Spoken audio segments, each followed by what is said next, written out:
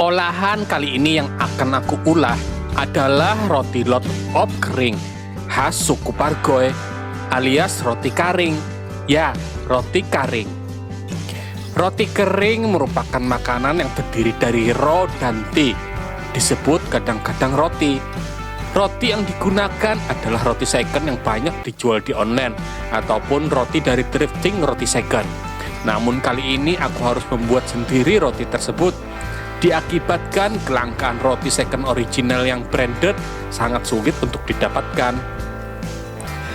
Adonan roti yang sudah dicampurkan kemudian masuk ke mesin giling proyekan agar adonan saling menyatu jiwa dan raga, serta saling mempererat tali silaturahmi masing-masing bahan, sehingga adonan akan kemer dengan tingkat vonis kemekaran yang di luar perkiraan BMKG. Setelah selesai tahap penggilingan adonan, saatnya adonan roti masuk ke dalam oven untuk dipanggang dengan tingkat suhu 20.000 volt ampere derajat Celcius. Ya, derajat serius.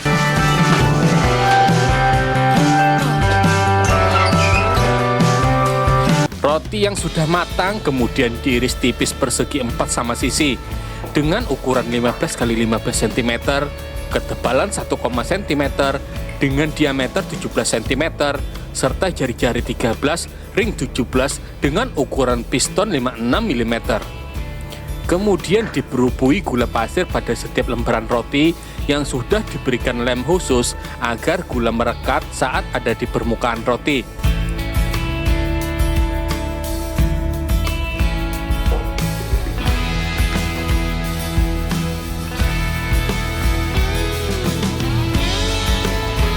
Selanjutnya roti masuk proses penjemuran. Pada proses ini memiliki 2 tahap. Pertama, menjemur roti dengan sinar terik mentari pagi dengan patokan kekeringan berdasarkan cawat yang dijemur, karena ketebalan serta tekstur roti hampir mirip dengan kain cawat yang dijemur.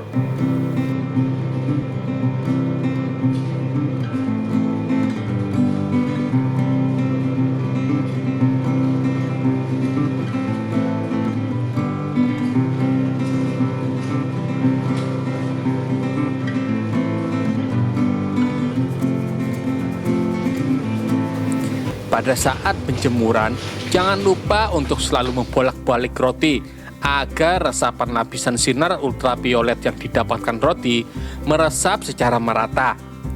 Dan tahap selanjutnya, agar roti lebih cepat mengering, perlu disemprot cairan pengering rumput supaya keringnya lebih cepat dan tekstur roti menjadi lebih keras serta crispy.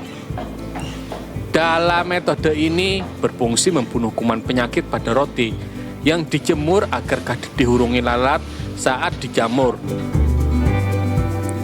Jika cawat yang bergantung sudah kering, itu tandanya roti pun juga sudah kering total dan siap untuk dipotong-potong. Dalam setiap pemotongan roti perlu mengutamakan detailing agar hasil potong menjadi presisi dan dinamis, sehingga saat dimakan nanti daya dorong roti kemuntung akan menjadi ringan karena aerodinamis dari bentuknya, membuat struktur angin dan kepekaan terhadap rangsangan motorik kelaparan lebih sensitif.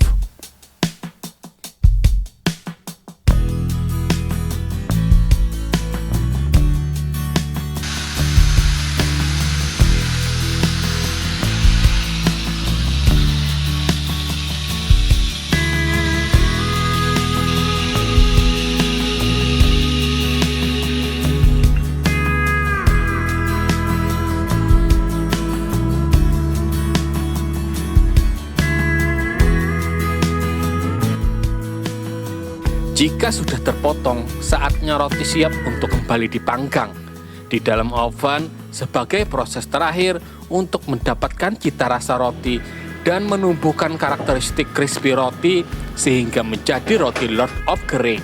Ya, Lord of Kering.